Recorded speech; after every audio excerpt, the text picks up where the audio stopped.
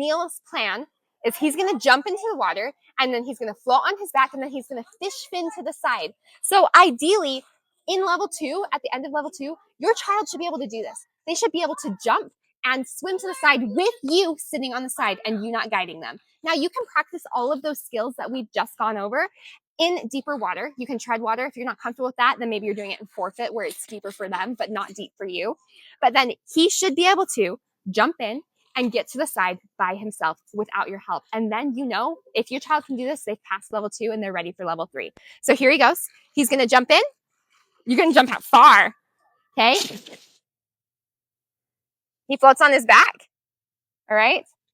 And he's able to turn himself around enough that he's going to get to the side. His fish fins, you notice, they're still not quite by his side, but they are enough to get him where he needs to be. So he's ready to learn elementary backstroke.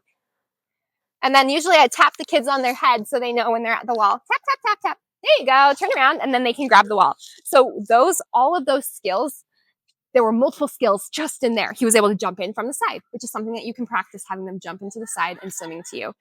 Always, if they're swimming on their front, they need their face in the water, their forehead in the water, swimming on their front with their feet at the top of the water.